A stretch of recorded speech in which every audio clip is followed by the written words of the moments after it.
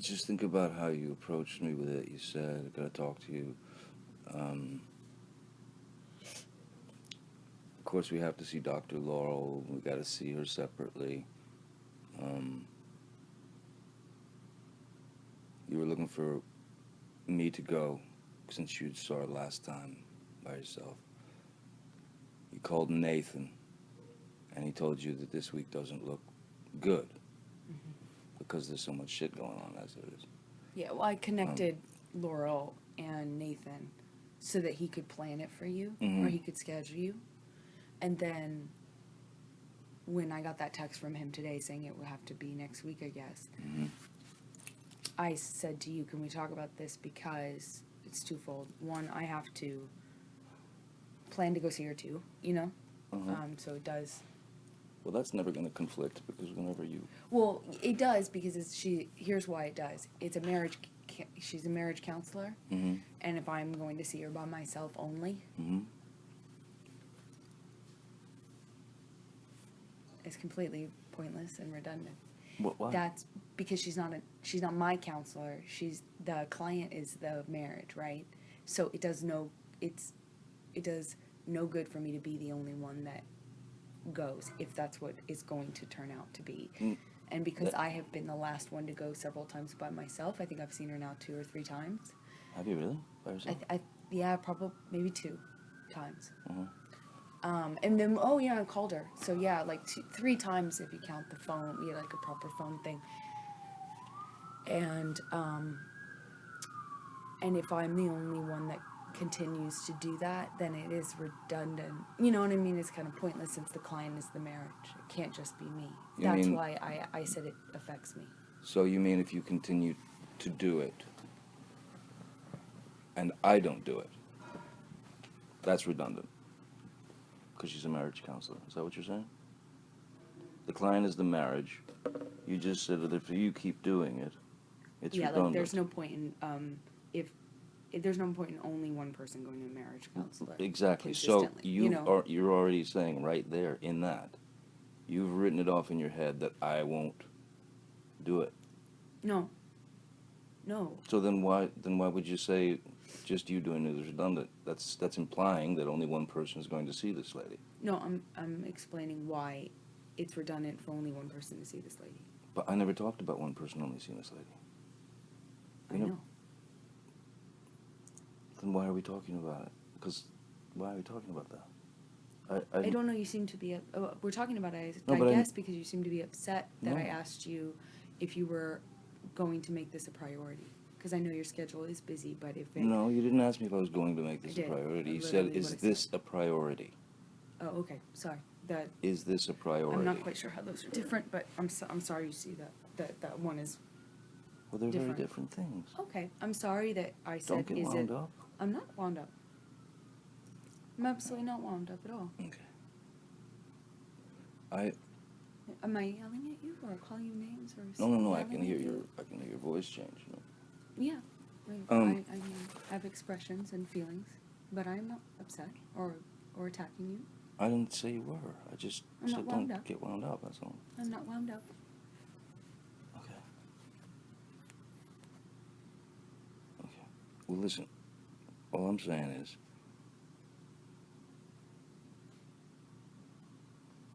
you asked if it was a priority to me. I said it was. And you said, okay, then we have to you gotta get this, you gotta do the appointments, you gotta make this work, you gotta, whatever. You gotta take the time, your whole day is not taken up by these other things, when in fact there is a large amount of my day taken up by these various things that are going on within the next week or so. No doubt. Yeah, I know. And I know you're busy. And so... that's why I asked if you were going to make it a priority in that sense that...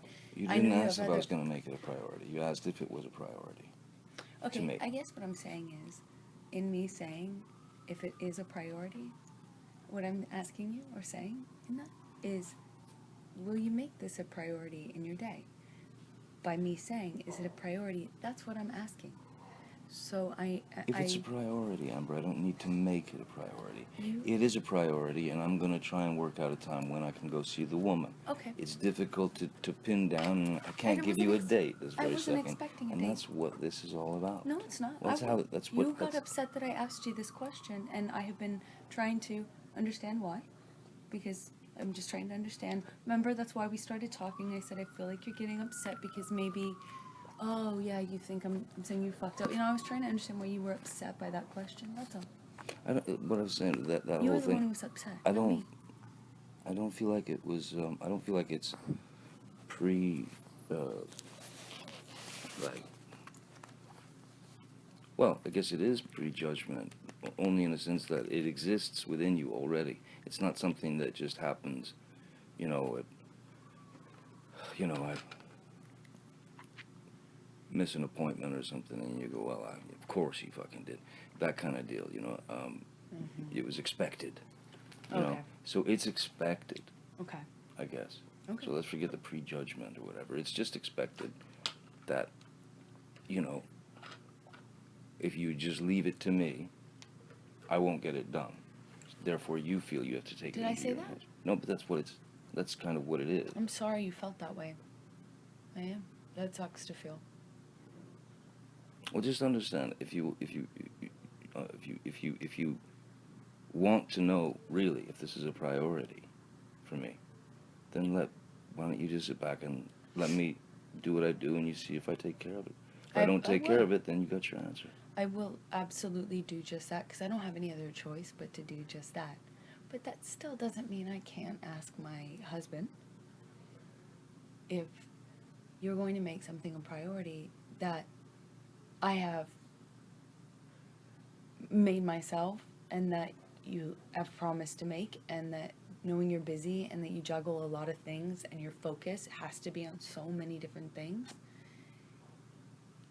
I can ask you. I have every right to ask you, my husband, if you're going to make something a priority without it becoming a 45-minute fight about semantics and inferences and judgments. Semantics. If this is semantics, baby, then our entire existence is going to be a fucking I would love just to a get back and into forth. the existential kind of, like, you know, or fatalistic conversation with you, but I don't feel like it's helpful. I'm not existentialist about it. I'm not fatalistic about it. I'm being realistic, and I'm being as honest as I can. Okay. You know, I'm being as honest as I know how to be. You know, and that is to say that it is a priority to me. As I said when you asked if it was a priority, I will make it happen. Mm-hmm. Which means, I suppose, I will make the priority a priority. You know? Okay. And then, That's all I asked. I and mean, but I have been talking to you about it since. In a way that has been trying to diffuse how upset you got about that question. How upset? I didn't get upset. You got really defensive and kind of aggressive with me. No. When? Okay. When you asked me if it was a priority? Okay, well, that maybe I should have said that's how I felt. And I know how you feel. Okay, so I feel like that, and I also feel like I can't be expected to be in, nor would you want me to be, in a relationship that somehow is, like a, you know, a major offense. Beautiful watch, by the way. Okay. Like that's somehow a major offense because I asked you if it's a priority. You're not a tyrant, you know. It's not like I can't. I want to feel like I don't have to walk on eggshells, and I can have the freedom to, you know, that we can have the freedom to, like, say normal things to one another. Like, hey, I care about this thing that you promised me. Are you going to do it? Even though that might be, even at best, or at worst, annoying to you, that's got to be okay without it becoming this. And I've been trying to diffuse it since it started, by trying to understand what made you so upset. It's one of the first things I said in this conversation is, I'm going to try really hard to understand why you're so... I said, oh, I understand why... I'm trying to understand why you're upset. If it's simply because I asked you if you're going to, like, do this thing, and you felt as though that was prejudging you, then there's got to be a better way for you to tell me how you feel. But don't you think it is? Pardon? Don't you think it is prejudging? No, I think prejudging would be not to bother asking, but that's my honest answer. I think it says a lot that I thought I could ask you. I'm giving you... I'm not saying you can't ask me. You are, right? No, I'm not saying that at all. I'm saying your it's actions have told me that, though. It's been a 45-minute talk that I think neither one of us can wait to get out of. And it shouldn't be like that, just to... Even if it had annoyed you for some reason, it shouldn't become this. If Nathan tells you that this week is going to be difficult, Mm-hmm. and that upsets you, It didn't upset me at all. It did not upset me at all. Didn't? Not at all. I was... then why I were you saying that I just next had week's not good or okay? I had a conversation with you in the same tone, if not lighter, than I am now. How could you say it upset me? I gave you zero indication to feel like it upset me.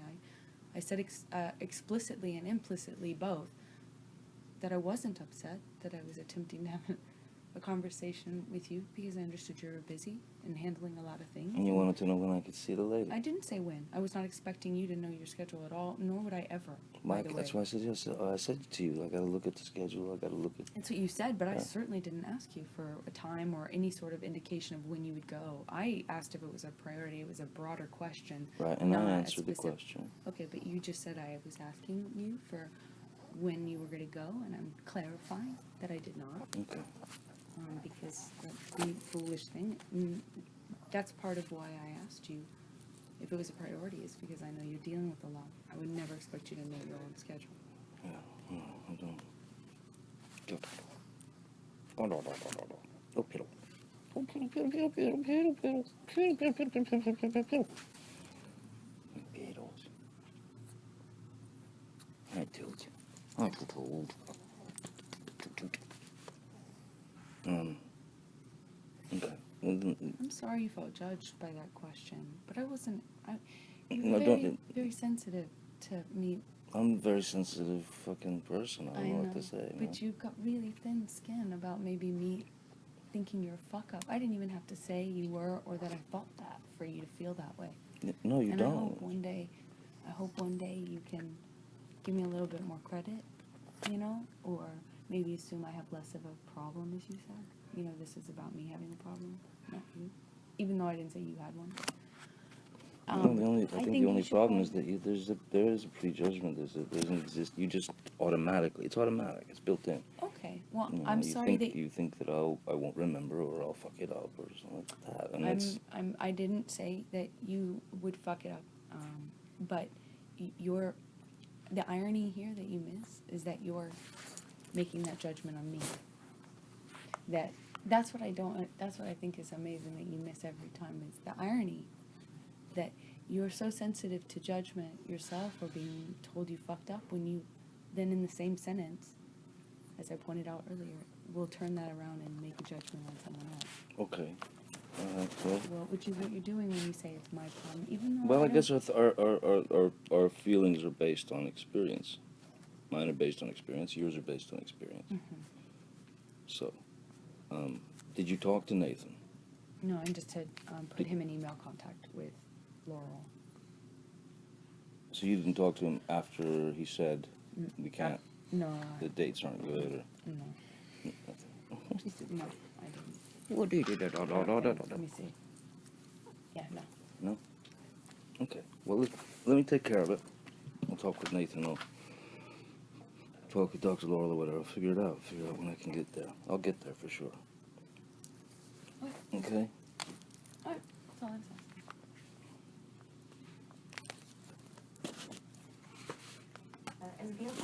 soon I gotta When I look at them now, you know, I gotta meet with Christy and probably doctors. I think probably to please Karina's parents Well, or her very family soon. more. Newly married at the But I need to tender talk to age Christy of about, 21, obviously, Karina left her family uh, and all that was familiar behind. what the fuck and is gonna started a new happen. life with her new husband. Sorry. I really respected the choice that she made to come up here, leave all her family. Nathan come said to your the meeting was country, canceled today, too. I don't know if you and knew don't that. speak the language. Oh yeah, not there was familiar with the a culture. How did she adjust to life here in the States? what was it about? Happy. It was about the completely different. She Happy. was nervous and like a stranger in a strange land.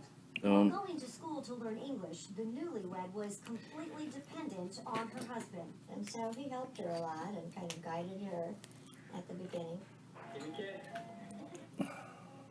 Karina devoted herself to learning everything she could about life in America. And she was particularly devoted to building her life with David. Karina really wanted to be a mother. It was something that she knew almost her whole life. She wanted to be a mom, and she was really good at it. In 1996, they had their first child, a son. A few years later, their daughter was born. As the couple was starting their family, David was also starting his career. He took a job as a lab teacher at the University of California, San Diego. And I'll see you later tonight. Financially, Okay. just You kind of taking off? starting off, it was a little bit of Yeah, a struggle. I They was, had a lot of I was money, but gonna they had, enough to just pay the bills and, hanging out with food and you everything. until, It seemed Karina was actually living the life she had always dreamed of as a little girl in Mexico. From the perfect husband, they had great plans for this place, to the perfect home that David spent years saving up for. She wanted this house. She wanted this house, and David, you know, made every effort to get I this was house for them, and hanging he out, did. They were just the ideal I family, was and hanging out, you said that everybody you were to read and thought stuff, so I so, and just, put- you know, I mean, thought what a wonderful family. Yeah, I no. can't, I But can't appearances move can some be things deceiving, around.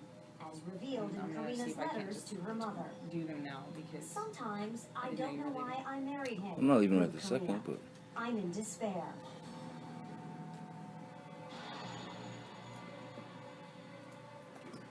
I would put some makeup on the hickey. thanks. What's wrong? Nothing. If you want that, As Karina Ditto was fighting for her life, I'll wait. It's just a little Ditto gift. was I'll wait for you. describing to first Why? responders the events leading I mean, up to I don't have any, immediately after his wife's sorry. horrifying accident. I don't have anything Earlier like that evening, the kids went to bed. huge. Then Karina and David settled in for the But night to you have a watch whole stack Braveheart, of them, one and of they kind of Karina's make me sad favorites. seeing them downstairs. It just feels really like, snacks and candy and shitty to me chips and as a drinks and human. stuff. feels like And really we were watching a movie. Well, we haven't had a moment where either one of us has said, "Hey, let's why don't we do this?" I'm just telling you how I feel. I know. hope you don't feel judged. Karina Sorry if you went do. upstairs. David returned to the living room. I was just What telling you how I happened feel. next was simply unthinkable. I heard I know, but if that's how you feel, why don't you say, "Hey, let's sit down and open these things"? I tried. You didn't. really You noisy did when? bang, bang, Like bang, this bang morning, coming I did a couple downstairs. days ago. And I jumped It's up okay. and ran over It's- and you're right, found we haven't played in a Karina long time. laying at the foot of the stairs. And That's she kinda was why I brought moving, that wasn't upstairs. talking.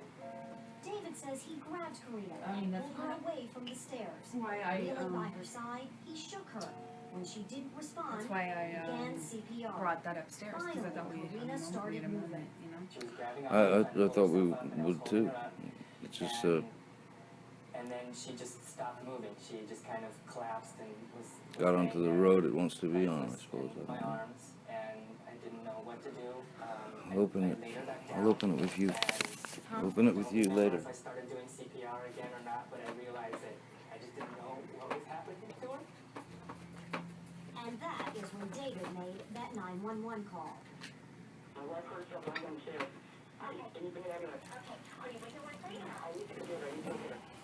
It was just after wanna- midnight. let me First know if I can do responder Lisa anything wrong Challenger was or on to duty. help. We were expecting to see a follow-up. With Definitely not Betty expecting Sue, to see I'm cardiac arrest. sorry you're dealing with that. Karina's I'm here heart for you had if you need stopped, it.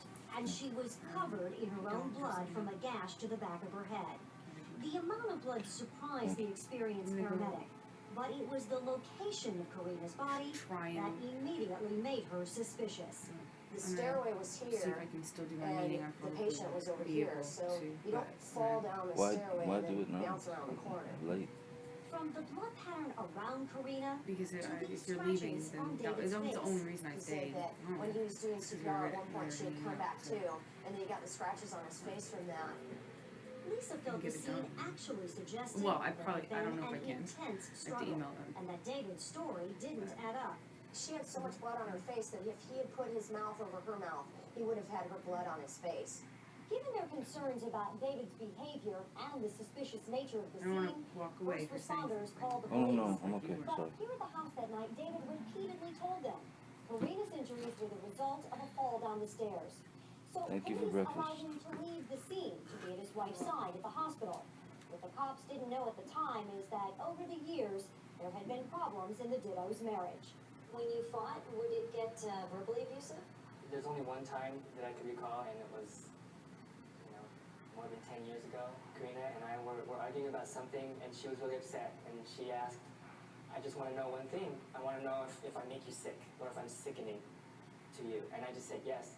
One of the few people who knew about the problems in David and Karina's relationship was Karina's mother. He wants to tell me what spoons I should use when it's time to eat. He wants to tell me how much water I should use to water the plants. He punishes me with money. He takes it away for months. Karina confided in letters to her mother that David had become impossible to live with, and that she wanted to leave. There's times that I don't even want to speak to him. I don't want him to touch me. I have to tell him that sometimes I can't stand the situation. Would she have described you as controlling of her? I don't think so. She had freedom to, do the things that she wanted to. Were you strict with her about what she spent and where she spent it? We were on a tight budget at times, and I managed the finances. So we didn't have a lot of money sometimes to spend on clothes or, going out to eat and things like that. Did you make her pay you back for diapers and other goods for the kids? I don't think so. I honestly don't remember for sure. I don't think so. By 2009, their marriage had reached a breaking point. I said, well, maybe we should look into separating, because she was clear that she didn't want things to continue the way things were. But David Ditto wasn't about to give up on all that he'd invested in his marriage, and asked Karina for a second chance. And what did you ask for a second chance to do? What did you want another chance at? To do the things that she said that she missed from the way things were before. According to David, their relationship did improve, but he noticed a change in Karina. Did you feel like you were in charge of the relationship and now suddenly she was trying to be in charge? I wouldn't say suddenly, but yeah, she was taking charge of some things. Taking charge and continuing to assert her independence. For the first time in 15 years, Karina got a job working at a nearby department store. She was making money and friends. She was very nice. One of the nicest friends I've ever met. She struck up a relationship with a young coworker named Jonathan Moda. So you were friends? Yes. Did you have a flirtatious relationship as well? Yes. It was flirtatious, but in like a fun way. It was just playful banter, just sexual jokes here and there and stuff like that. Moda says their flirting never got physical, but it did get personal. Did you ever text her a particular picture of your private parts? Yes, I did. Why? She asked for it. Moda also made suggestive comments on one of Karina's Facebook photos, comments that David read. The comment was something like, how about you and me? Or how about you and me, girl? Or how about you and me, baby? Or something like that. Did you think there was anything going on between them? No. But just a few months before, Karina's mother, Sylvia, says David worried that she was going to leave him. In August 2010, while visiting the family, Sylvia says her son-in-law turned to her for help, something David strongly denies. He cried a lot and said Karina wanted to leave him. He told me that I have a lot of influence over my daughter and wanted me to speak with her and plead for her not to leave him. So I told her, give him another chance, my love. The next time Sylvia would see her daughter was 7 months later. She says David only told her that Karina had been in an accident. It wasn't until she saw with her own eyes the seriousness of the situation. I began to hug her, talking to her, telling her to please open her eyes. After being in a coma for 2 days, Karina's life came to an end. Were you there when they took her off life support? Yes. Did it seem impossible to you that your healthy wife had fallen down the stairs and now she was gone Yes. from a fall? It was unthinkable. Shocking, surprising. Equally shocking, however, is what David Ditto did just 15 minutes before his beloved wife was taken off life support. With his cell phone, David took this photo of his once stunning wife, Karina. She'd been covered with paintings of her own handprints, and it was for a reason, says San Diego prosecutor Claudine Ruiz. The only reason that I could come up with for why David Ditto took that photograph was as a trophy. To remember what he had done to her. That he had the final word. He controlled her life and he controlled her death. What do you think caused Karina Ditto's injuries? Chat now on Facebook and Twitter.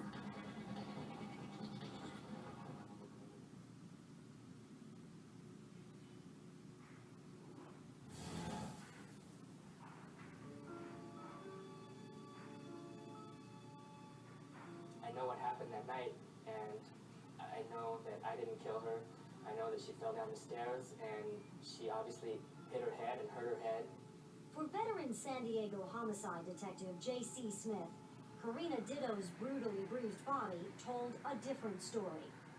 Karina had many bruises all over her body, and she had a laceration in the back of her head. She also had bruising and swelling to the front of her face, both of her eyes. Smith says Karina struggled violently until the bitter end, so violent that it left marks on David Ditto. That was consistent with domestic violence, with a fight, with a woman scratching and fighting for her life. Reaching up and clawing? Yes. But if there was a violent struggle that night, wouldn't the commotion have woken up their 14-year-old son and 10-year-old daughter?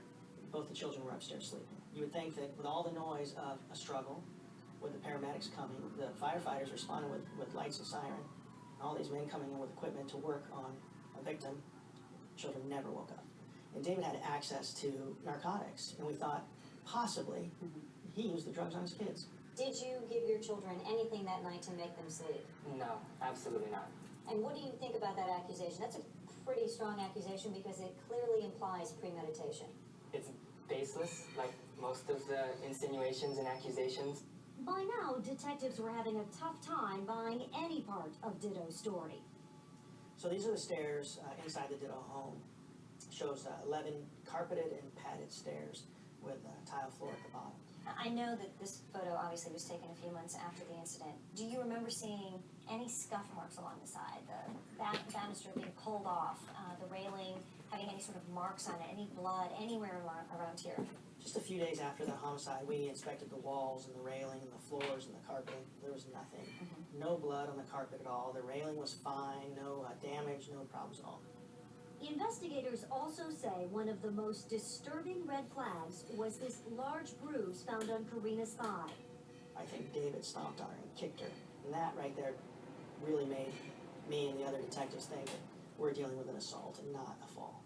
Were you ever able to find a shoe that matched that in the house? We didn't find a shoe that matched perfectly.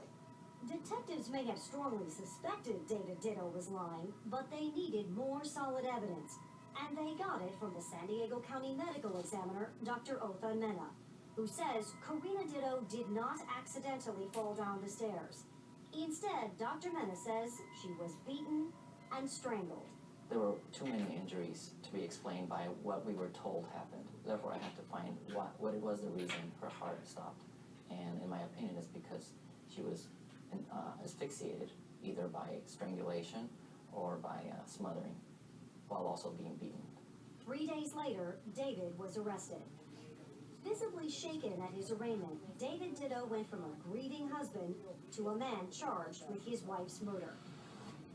David's mother, Pat, couldn't believe it.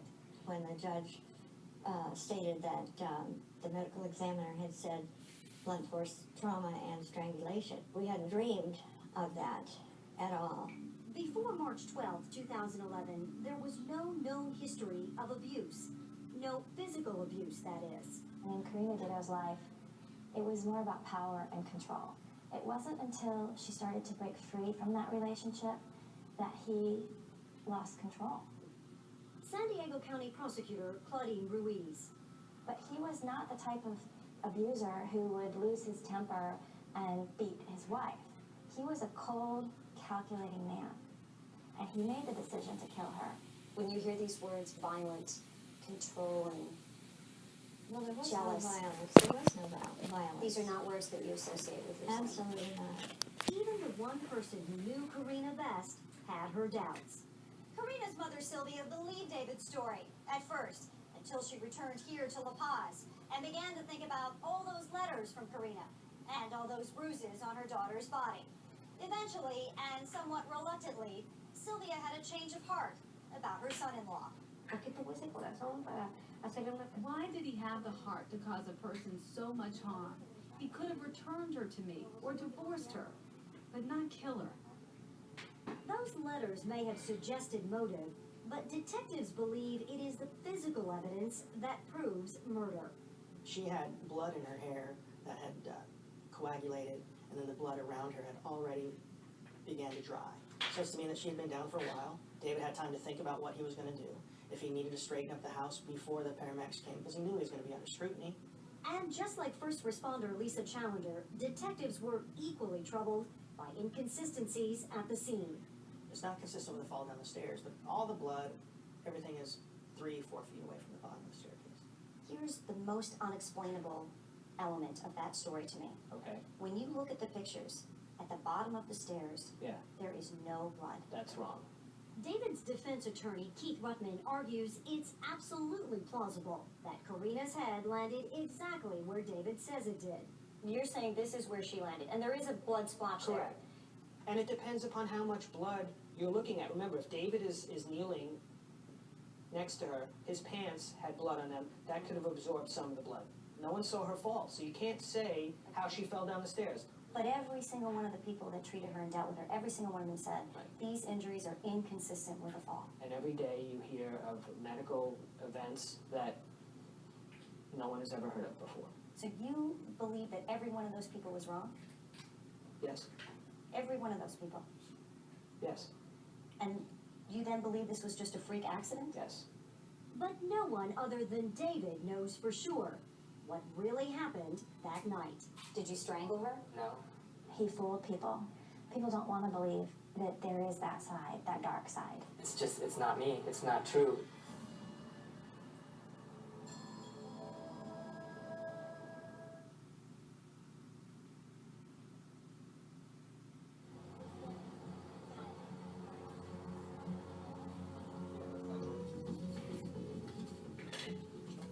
Karina Ditto was 38 years old. She would have been 39 today.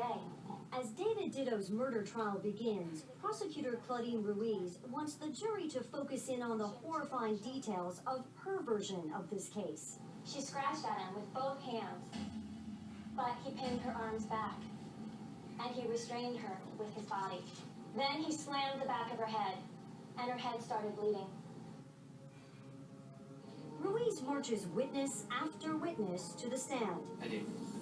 Forensic experts, first responders like Ray McQueen. Based on that cardiac rhythm, that's a complete dead heart. Witnesses make the case that Ditto's story of a fall down the stairs just didn't add up. Medic Lisa Challenger. And so for somebody to have fallen onto the tile surface, how come she was injured on both sides of her face and then the back of her head also? But David's lawyer, Keith Ruttman, says the evidence points to an accident, refuting the police version of the scratches on David's face. first element they say is it just does not make sense that somebody who's being given CPR would even be able to move their arms and reach up and scratch. Because that's why you're giving them CPR. They're not breathing, they're not moving. Right, but David testified she came to, so at that point you would imagine that he would stop giving her CPR, giving her the freedom to move about. Ruttman says investigators came to the wrong conclusions because they did a sloppy job.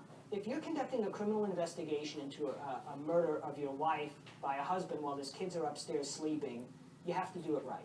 In court, he tries to show the jury that procedures were not followed. The right questions were not asked. Did you ever hear anyone ask him to explain how the blood got all over her body? No, I never heard anybody ask him that. The biggest oversight, Ruttman tells the jury, was that the county medical examiner, Dr. Mena, did not have complete information when he examined Karina's neck. And his immediate explanation is that's consistent with what we see in strangulation cases, so it must be strangulation. What Mena didn't know, according to Ruttman, is that a resident doctor at the hospital accidentally punctured an artery in Karina's neck while trying to give her blood to revive her. Never knew that arterial puncture had occurred, so was never able to discount that. Ruttman says it was that puncture that caused her neck to bruise, not being strangled, as Dr. Mena testified.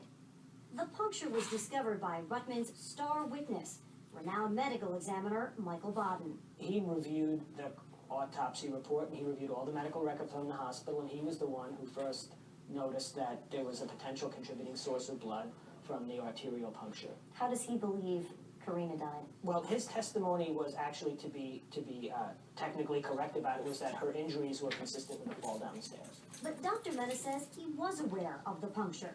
The defense believes that the mistake of the resident is the hemorrhage that you saw, that you believed was strangulation. No, it cannot be, because the two hemorrhages were separate. The hemorrhage that was because of the resident placing a line, that was down here by the clavicle. Mm-hmm. The hemorrhages that I saw were over here by the thyroid gland or by the voice box. Karina's injuries tell a story, says Mena, about what happened to her that night. What's the story you were able to piece together by the condition of her body? Her body told me that she was beaten because she had way too many injuries to be explained by a fall downstairs. And that is exactly what the jury heard him say. But then Ruttman took a big gamble. He did something that is rarely done in a murder trial these days. He put David Ditto on the stand, so jurors could hear from David directly and judge for themselves if he was telling the truth. Karina was here at the base of the stairs. Her head was on the tile floor. Her shoulders were flat on the tile floor. And then he addresses a key point to the prosecution's case, how Karina's head got to where the blood was on the floor. So I was holding her and I lifted up her head and shoulders and kind of just pulled her, and then just kind of took steps with my knees and pulled her several times until she was laying alongside the thing. Did you try to give CPR to Karina? Yes, I did. Was she moving? No, she wasn't. Was she talking? No, she wasn't. I lifted her up and held her in my arms. Just her head and her shoulders. And just said, honey, are you okay? Trying to wake her up. Were you able to wake her up? No. David also got emotional when he acknowledged there were problems in his marriage, but said both he and Karina were working hard to save it. We talked a lot and cried a lot. But she said yes, and she wanted to try again. Jurors had to weigh David's testimony against that of Karina's mother, who told them of his controlling ways as described by her daughter. For example, you water the plants at a certain time, La comida a tales horas, food at a certain time, teléfono tenía tiempo para hablar a nosotros. the phone, she had set time to talk to us, call us. Good afternoon. In closing arguments, Ruttman tells jurors that even if there were problems in the Ditto's marriage, that is not enough evidence that he killed her. What she would tell her mother, sometimes I feel like I want to be single again. Everybody feels that way. Everybody. At one point or another in your marriage, everybody feels that way. And he says the fact that David Ditto's story is so odd is precisely why it had to be true. You'd think if he planned all this, he'd have a better story put together. The blood would be in the right places. The injuries would be consistent with what he saw. That's not what he said. And he backs up his point that it was a freak accident with some mathematics. If it's a 1 in a million chance that Karina Ditto fell down the stairs and hit her head in just the right way, it's a 1 in a million chance. That means it happened to 311 people last year. 1,000 if it happens in China. But Claudine Ruiz isn't buying any of it. She wants the jurors to believe it was cold-blooded murder. This was no accident, and the bruises all over her body tell you that.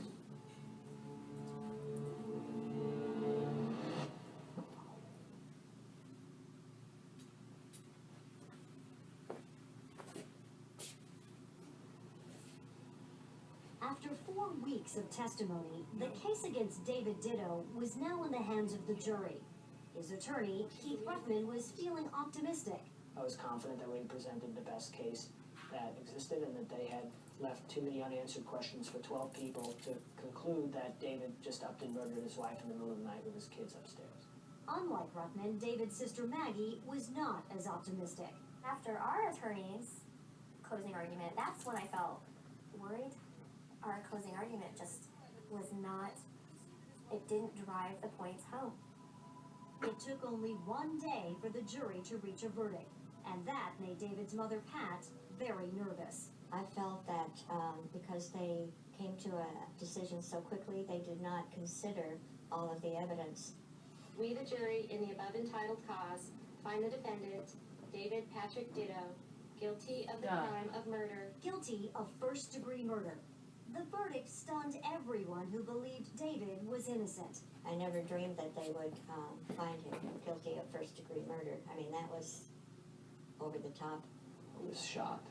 But no one was more shocked than the defendant. I really didn't think there was any way I would be convicted. I didn't think it would be possible to convince a jury of 12 people that I killed her when I knew that it wasn't true, and I knew that some of the evidence, looked suspicious, and I saw some problems, but it didn't prove anything.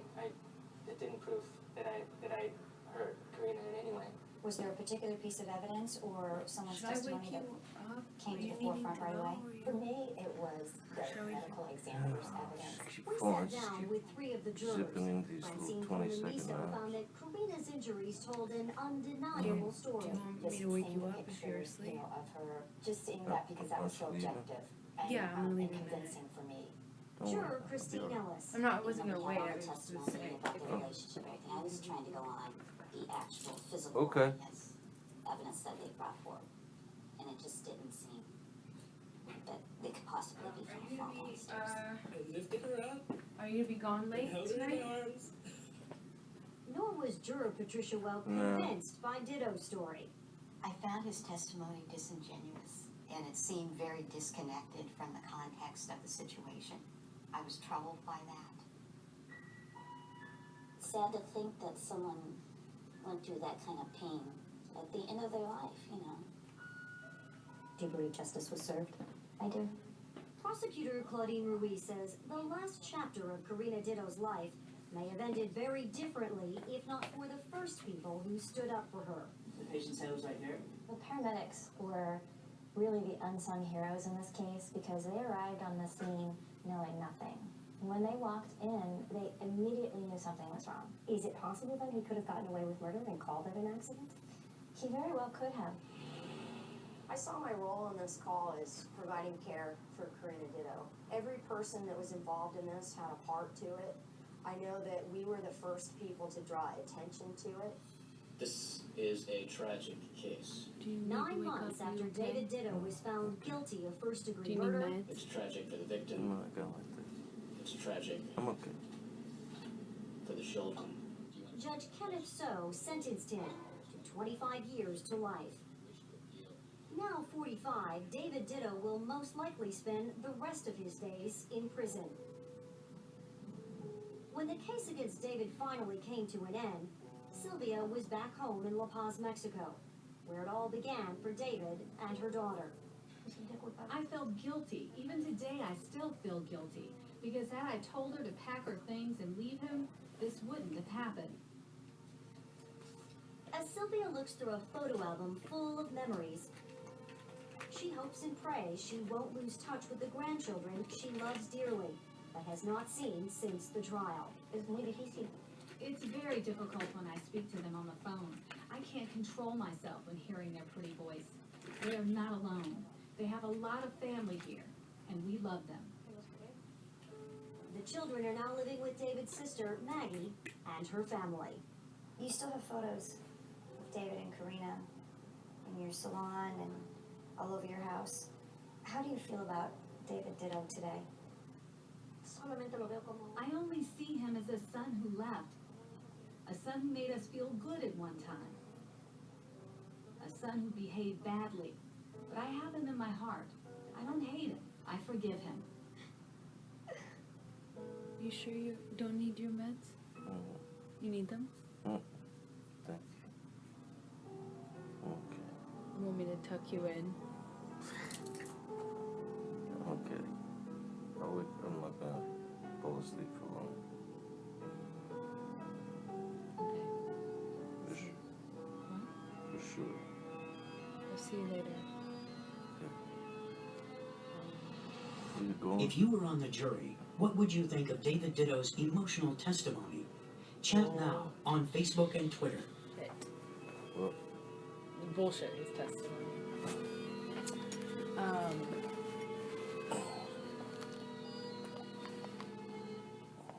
I'm just really insincere. He's stealing the aircraft. that did? Yeah. Yeah, totally. If they stop, I'll shoot. He had been beaten bad on the torso, Okay. his head. It was almost overkill. I wish it, Rich Miami family. you know, I wish They it owned the family didn't hotel. He was a brat. He wanted people to That's see really bad. he had the second largest wagon collection in the world.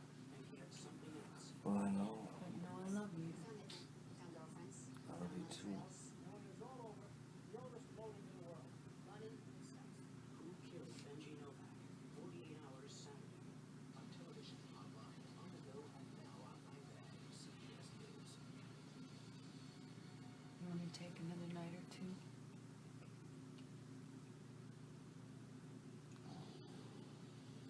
If you want to, we can. 2 years ago, 48 hours first reported on a Good, I think. that had become so hot, it rocked the Los Angeles Police Department. Tonight, a final judgment. Los Angeles, early 1986.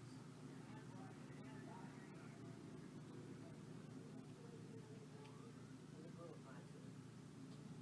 Victim beaten, the face disfigured, with blood on the carpet, blood on the walls.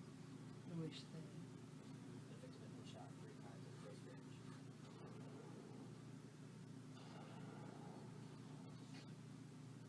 Any one of those 3 shots could have killed him. There's just such a lack of senseless. She was an up-and-coming You nurse know, director there's just at the so hospital. senseless, you know. They had just recently been married. I'm Joel Rubin. I'm Amber Knight. What's senseless? For, I mean, for what? Like, But what is senseless? What's happening? Why is it going there? I don't know. I just asked you if you were going to make something a priority and you had a problem with it. And I tried for a really long time to diffuse it. It never got escalated. It never escalated. But if I look at it, I look at what you first said to me, the more I think about it, the worse the taste is in my mouth, because I realize, like, I worked really hard to try and keep it cool and, like, what you want to call it, constructive. And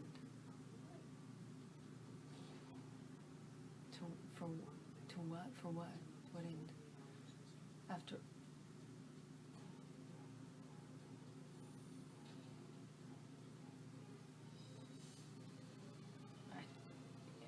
I mean, because I asked if you're gonna make something that directly affects me, majorly. If it was gonna be a priority to you, you had a problem. It seems so tyrannical, or like, you know. It can seem whatever it seems like to you. I'm sorry. Look, you know, I think you have control issues, and I don't want you to. You can't control every situation, in not just your life, but your husband's life. Everything moves exactly at your pace, or exactly at your time, or this has to happen, or I don't like it. Or you got control issues, and they are upsetting at times. Really, really, something that needs to be dealt with. You know, you want to control things. You want to control me. You want to control. You can't do it. Just can't do it. I'm sorry. I thought I was asking you if you were gonna make time for something that directly affects our lives, and I thought I was doing so because I know you had a lot else, other things to think about, and you might have forgotten it. But you, of all people, you said you don't want to feel judged. You, of all people, have such a sensitivity to that. You don't want to feel judged. No, judged. It's no about one does, prejudged. but you don't want to be. What I'm trying to say is that you have such a sensitivity to being judged that I think you, of all people, should know how terrible it makes me feel when you judge me and call me a control freak or say I have issues. I didn't call you control freak. I said you have control issues. Okay. You want to control things. You want to control everything. This is not new information for you. So Amber, this come is on. something, I just want to point out that you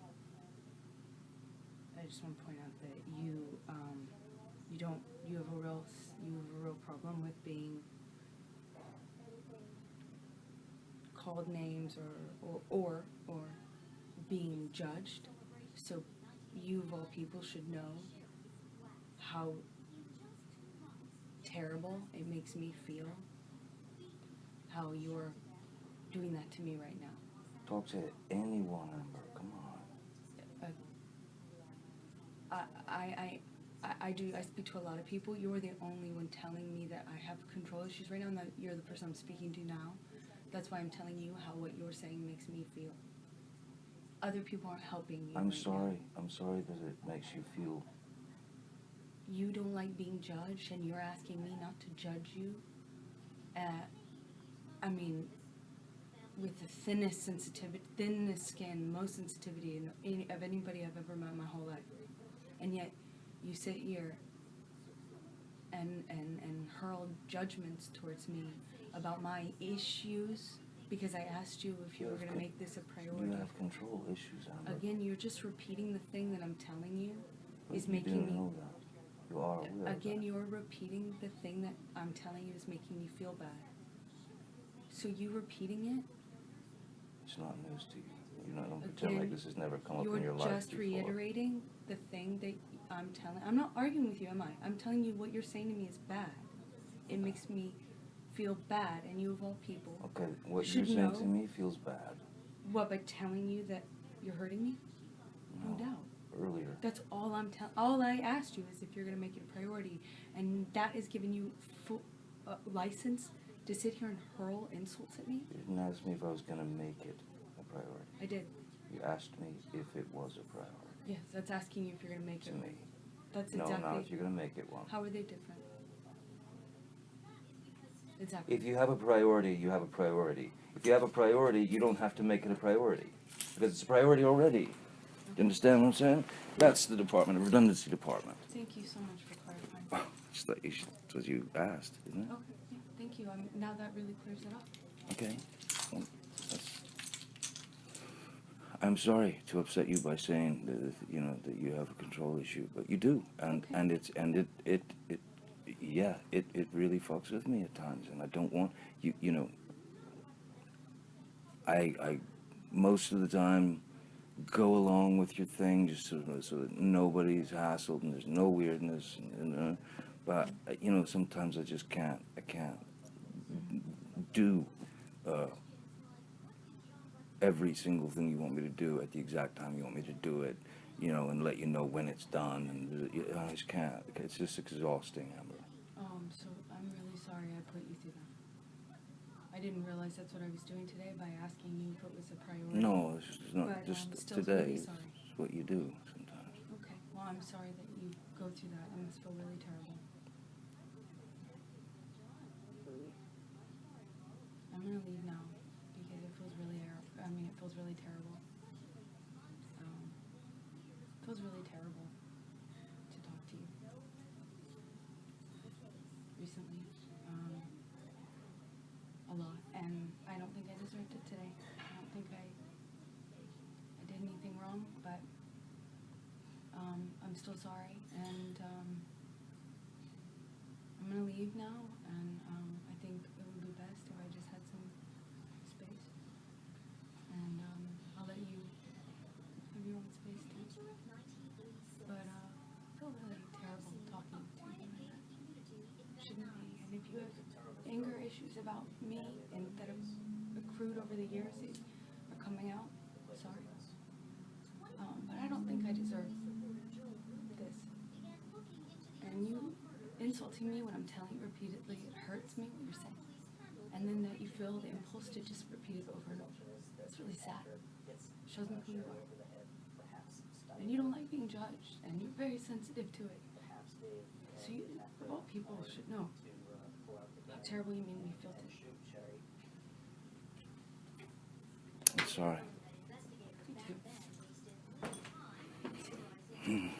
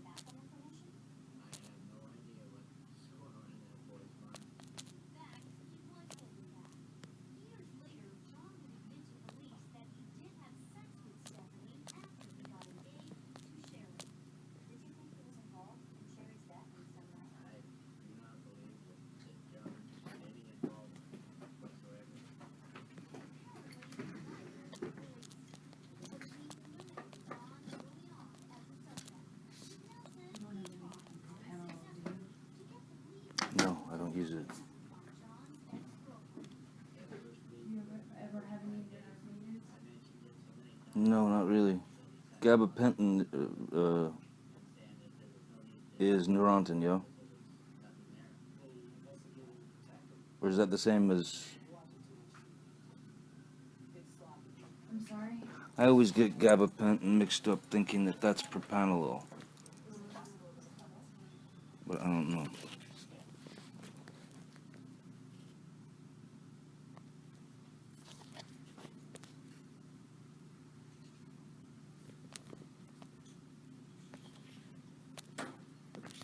I have one left, so if there's somewhere that you might have it. You only have one? Yeah, only one. Let's call on the prescription. I'm gonna call Erin now. Yeah, she should just, or bring some to you or whatever, but they can definitely call on a prescription. You know? Yeah, I'm gonna call her.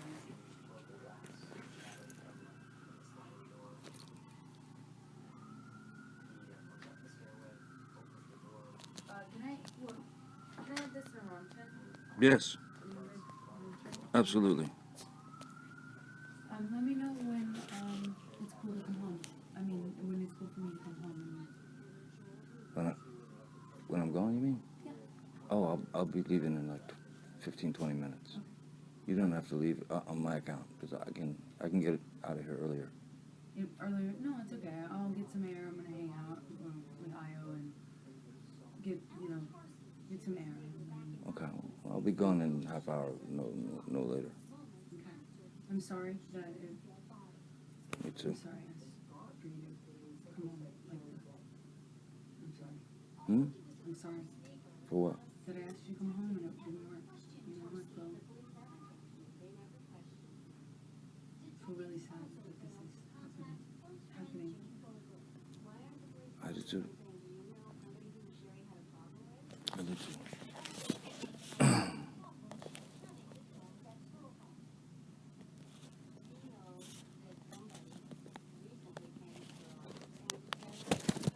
I don't.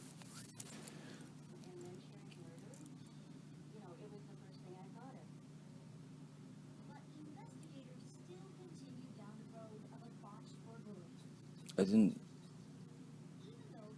want it to turn into anything when I was trying to say that, just let me deal with it, and you'll see that if it's a priority to me, I really didn't mean I didn't get anything bad. I was trying to, it was almost like I was. I didn't get upset. What upset me is the things you were saying and how you said that. No, you gotta. It was such an issue for you. You did get That upset. I asked you that question, which seems like a fair question for someone to be able to ask. And I have to ask myself, do I want to live in a relationship where that question means what it did? It should be okay to ask that question of your spouse without judgment. I would which say is no. judgment. I got judgment. I would in say- nature for it. And I don't want to live in a relationship where I can't even ask a normal question. That's off limits. Well, you're not in a normal relationship, so Yes. that's the problem. Maybe. No, what I'm saying is, it's not a normal relationship. You're not a normal person. I'm not a normal person. We do not. It ordinarily it would be a totally sort of like nothing of a question, but because of what's underneath it, the subtext of it, it becomes a problem. And just like me saying, to you that look, man. Calling someone saying over and over, What? judging someone and hurling those judgments and criticisms at them. What if a doctor tells you that? Are they judging you? I'm not judging you. Context, you're not a doctor. No, I'm your fucking partner. I'm your husband. I don't say that shit to hurt you. I mean, say it to fucking help you. But did it look like it was helping? Did it help? And if anybody, I don't care if you're a school teacher, if you're a kid, if anyone says you're hurting me with what that you're doing, you're Your job is to stop doing that as a person, as a human being. I don't care who you are. Well, then you really better take that one into your fucking life. You're that right. one. This is my issue. Because when You're I right. asked you to stop, You're right. you don't. This is clearly, you're right. So then you had permission to do what you did. Therefore, you're not accountable. I don't have permission to do anything like that. I don't know Because what. I've done something before. Therefore, you're free of blame. See how you deflect responsibility? No, that's the pot calling the kettle black. You were man. told. See, again, you're doing. You were told repeatedly. You're hurting me. That hurts. Please, it's not your place to help me in that way. And even if it were, if I did that to you, It's not my place to help you in that way. It's not my place as your husband. So then it's not your Was it place. helpful? Then it's not Was your it helpful? place. Did it help? Did it look like it was helping things? Did it help? Were you helping me? Would you do you think a lie would work better? Did it help me? You prefer a lie? Did it help me? I Did don't it know. look like it was helping the situation? You don't have to ask me redundant questions. Thank you. I know the answer to that. And so do you. So let's not waste either one's I don't air. feel like being in that and being called names anymore. Okay, and good. Talking to you. Mm-hmm. Called names or take criticisms or help from you in that way by throwing judgments What at me, names? hurling judgments at me. What If I have to names were get you that- called? If I have to get that every time I talk to you, Mm-hmm. I don't want to talk to you anymore.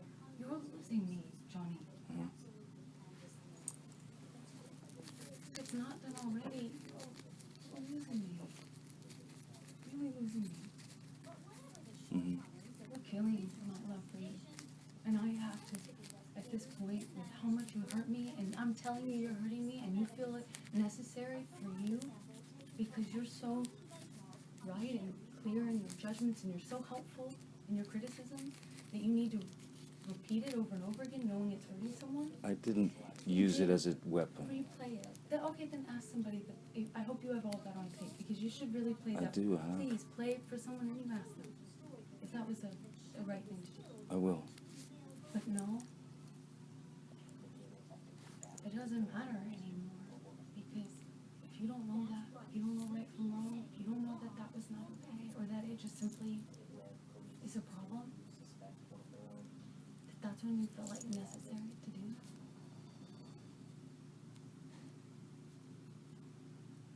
That's why it's probably gone. Or Well, if it's happening and it continues to happen, then you think it's probably gone. So.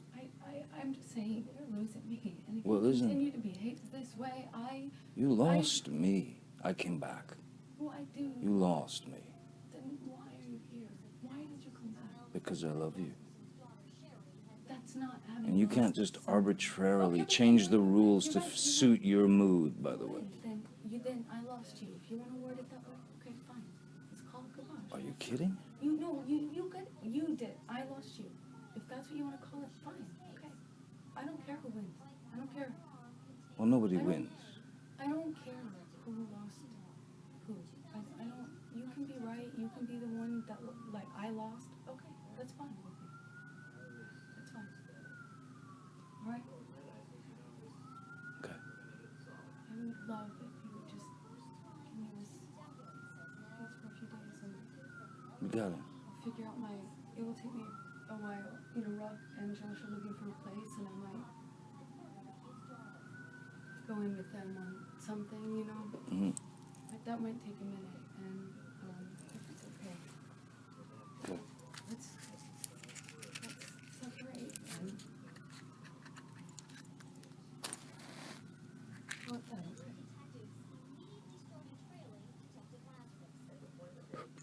Let's do what? Separate and. I can't hear you. Please. Separate and. I don't know. Stop jumping at me, please. I'm just asking the question. What was the other word? I want to know what I'm agreeing to. Okay, I don't know. Oh, no, I don't know. I just. It's not important. I don't know what I said. Okay. I think I was Okay. scrambling for words, Okay.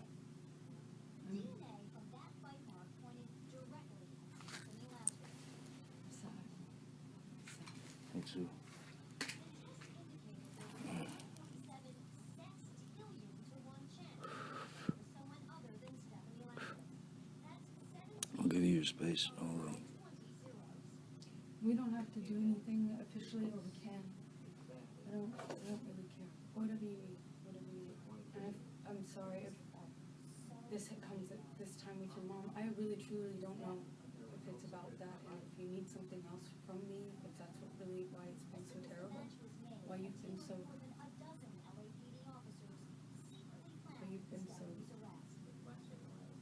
rough with me, critical of me, so critical of me, and judgmental of me. I don't know if it's about your mom taking it out on me. I don't know.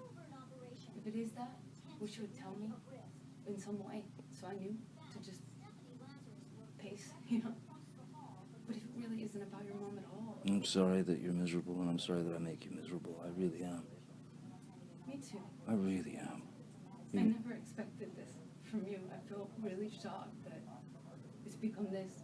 Why you feel so terrible talking to you, why you are so mean to me and critical and judgmental and hateful of me. I have made you hate me clearly, and I don't know why you torture both of us by perpetuating it. If you have such hatred for me, or what, I don't know, if I'm your scapegoat, if it's your mom, I really don't know. I want to be here for you, but you're torturing me. And I should be okay to ask you if you're coming to the thing, or if you're committed. It's really not an offense. It's not. And it doesn't deserve this. And I know better than that. I know better than that. I know that what I was sold in you was not that man. It's abusive, it's mean. Sit here and hurl insults or judgments at me, repeat, I'm telling you it's hurting me, and it doesn't matter to you. It's out of context. You're not my therapist, you're not a doctor, you're not even normal. You're a legit crazy person, self-admitted, and you're gonna call me names or say I have issues? Why? Because I'd like them to go away so they don't hurt us. What good is it going to do to call someone? I didn't call you a name. How are you to judge me? Who are you to judge me, especially when you hate judgment so much yourself? It's not a judgment, by the way. It is a judgment. No, it is not a judgment. It's an observation of something that I've lived with for 4 years. Okay. It's an observation, man. You're right. And you have every right to bring it up at that time the way you did. You were great, and you did everything right. I would It's made like as a for you to not have that control issue so heavily that has the problem. and used against me. I would really appreciate it. It's me that has a problem then, because what you did is totally, totally fine for you. I'm the one who has a problem with what just went on. I'm the one that's hurt. I'm the one that has a problem with it. It is my fault and my problem. You're right, okay? All right? You win. You're right. You're right. I'm the one who feels uncomfortable when I tell someone over and over again that what they're doing is not helpful, not constructive, not appropriate, and not necessarily even fair, nor is it helping. And it is, in fact, hurting me. And I tell you repeatedly, and you feel like you're in a place to do that and judge me and ignore every time I tell you it hurts me? I'm not Then judging. you think I'm the one? That's a problem? Okay, yeah, you're right. It is my problem. It's my problem. I guess I don't like that sort of judgment like that. Nobody does, I guess, yeah. If you think that that's judgment. You're right. You wouldn't have thought it was judgment. I'm sure you would have been immune to it. Well, you can freely, sort of prescribe your names upon me anytime you want, and all my weaknesses and all my I didn't. That's what's ironic. shortcomings and all my this. Okay, good. That's what's ironic. Okay. Shortcoming. That's you giving that to me. That's what you did. Not the other way around. We didn't just meet today, Amber. Come on. I guess I'm just talking about today. Excuse me. Okay, let's cut this short so we don't just continue and hurt each other or whatever, please. I'm not actually participating in the way you are. I'm sorry. That it would feel terrible to you if I sat here and tried to help you by telling you what I Please, I wouldn't. we've been through that a whole lot. I've listened to a lot of your, Not today yet. not this morning, not this afternoon, no. Okay. No.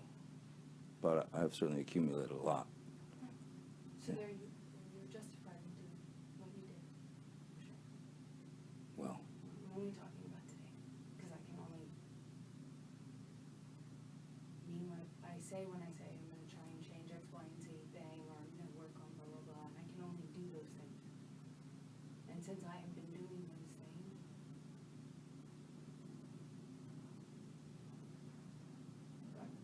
what things have you been doing? working on those things and not doing certain things and trying to change certain things. Mm-hmm. Hence, last several times we've discussed. Hence, screaming when I spilt wine accidentally on you for falling asleep, and screaming in front of my kids and freaking Jack out. And that's trying. I would appreciate. Yeah, you're right. You're right, Johnny. That fucked him up, you know. I'm sorry I fucked your son up. No, it weirded him out. It never. I'm so sorry I fucked your kids up.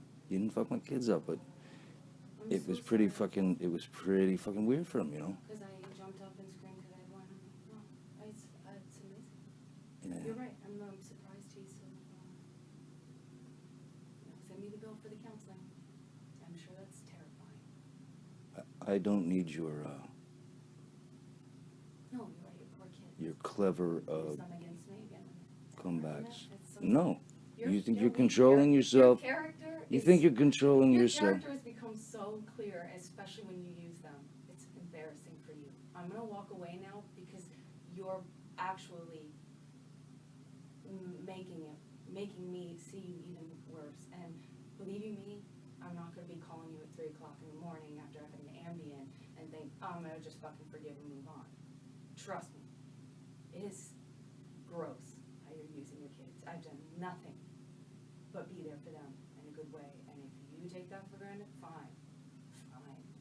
You're right. Meet a woman who would not jump up and scream if she'd been spilled on 3 times in a row. And I hope you're happy with whoever that is. Because that would be a special kind of fucking person. No doubt.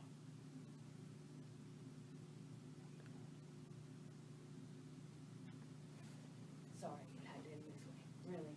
It's not worth it for me. I'm sorry, you're not worth it. I don't think I can love you anymore. Okay. Please let me know when you're out.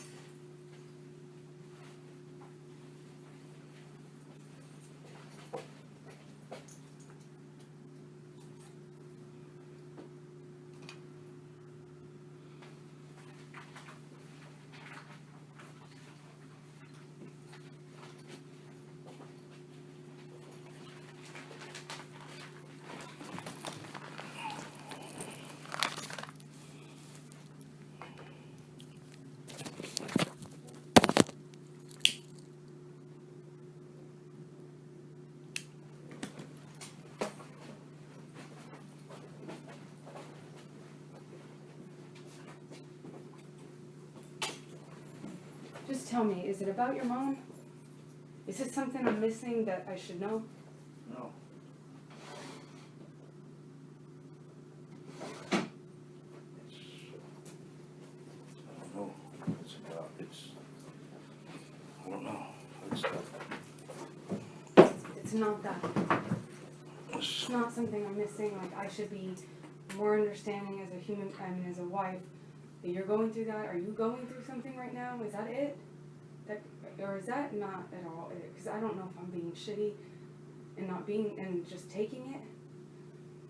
Do you know what I mean? Of course, I'm going through a lot with my mom. And of course, I'm feeling a lot of things regarding my mom's health and the family situation and all that. Of course, feeling all this stuff, and I'm going through stuff with it, and I don't voice it a lot. But of course I am. But Okay. I'm trying to be more understanding, okay? Okay, thank you.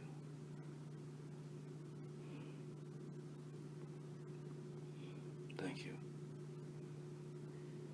I'm sorry, I don't... It is coming out in weird ways, you know? It's hard to tell.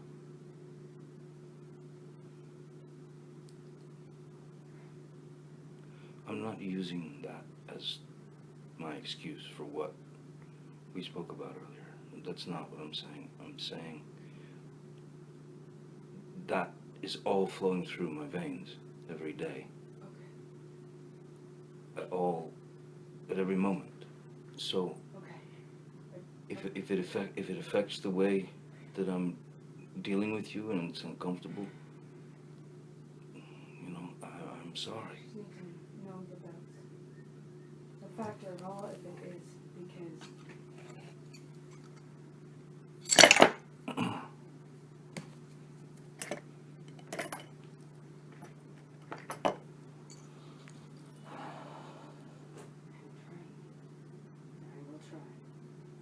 to be more understanding of some shit that would otherwise be, you know, unacceptable or whatever. I'm going to try.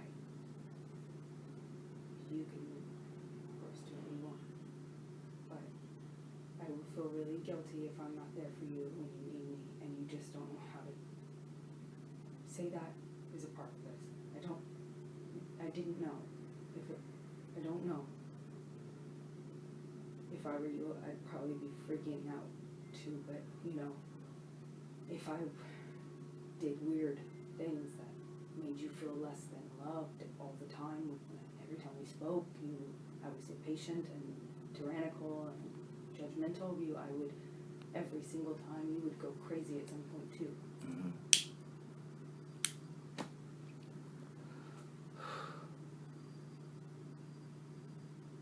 But maybe I have gone crazy a little bit. No, I'm saying that's why, maybe. Look, I'm trying. I know, to okay. do the right thing, and I don't Thank you. know how exactly, because I feel, you know, I feel this is so unfair, and I'm hurt by it, but also know, I know that if my mom were laid up in the hospital, I'd be a different person too. And I'm sorry that I didn't, I'm sorry I forget or allow myself to not remember it, okay? Thank you.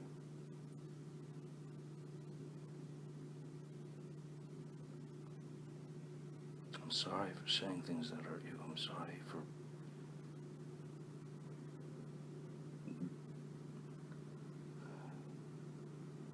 just having such a negative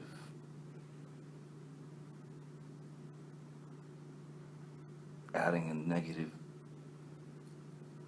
space around you, you know. I'm sorry. That's what I do to you.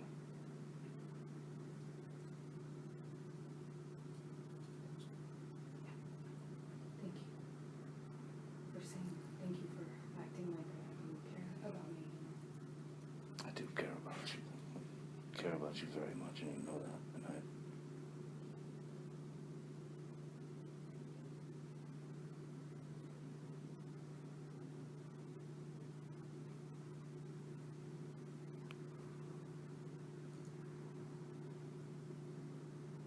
Well, I'm here for you, and if you, I'm not gonna kick you out of your own home, okay? Let's just know that it's here. Please tell me, what, of course, out of respect, I'll tell you. If I'm not gonna come home, you tell me. Yeah. And I'm not kicking you out or asking you not to come here, okay? Okay. I am your wife, still. And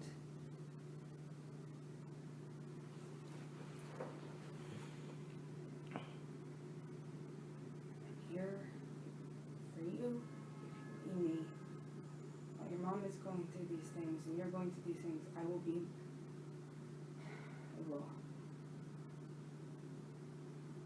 try very hard to keep that in mind when I'm reacting to what I would otherwise feel is an active attempt to make me stop loving you. And if I didn't know better, I would think that that's what you were intending to do recently. And out of preservation or something, I gotta like keep myself alive by protecting myself a little. And if that means assuming I'm only having one foot out of this marriage and one foot in, then it hurts both of us. But your mom is dying, so I don't know if you're intending to ruin the marriage or not, Maybe you want out because you don't like me anymore, which is what it sounds like. And if your mom weren't dying, I would walk away knowing that I was just not, you didn't like me enough anymore. But I can't leave you. I wouldn't want to be left, no matter what my behavior. If my mom was in the hospital, my dad. don't stay with me for that, please. I love you, that's why I'm with you. I'm saying by not interpreting the signs that tell me glaringly that you don't want to be with me anymore. Out of dislike, resentment, bitterness that you've accrued over the years. I don't know. Everything tells me that those are the things that you feel for me, and I have every conversation we've had recently, perhaps to justify feeling like you are trying to make me walk or run. And if you're not, then please do a better job a little bit. Do a better job of sticking up for this marriage or fighting or doing the right thing or trying.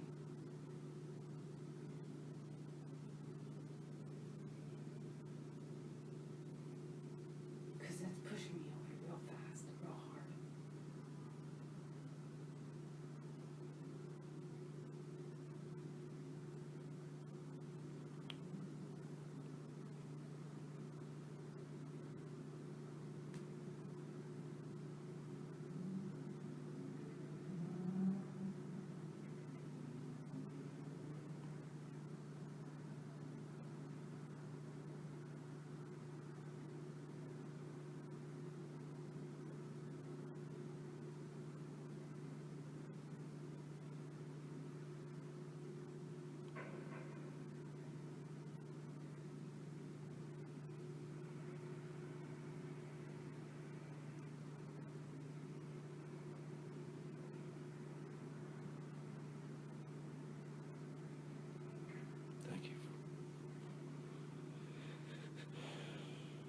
Thank you for saying all that. Thank you for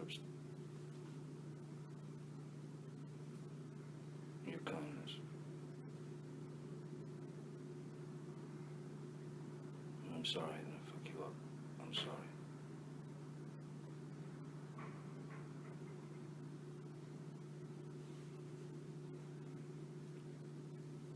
We fuck each other up.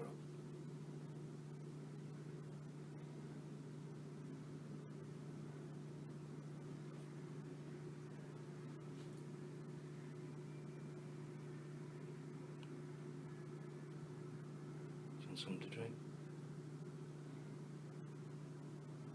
Water? What? You want water? Yeah, just a little. Let me try water. Yeah, I will get one.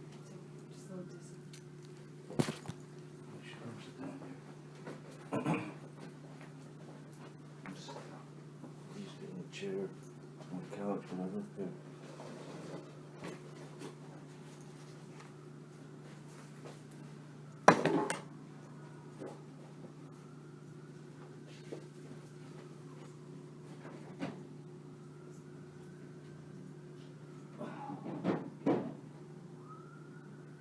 There's a sneeze, unless you want to eat the water.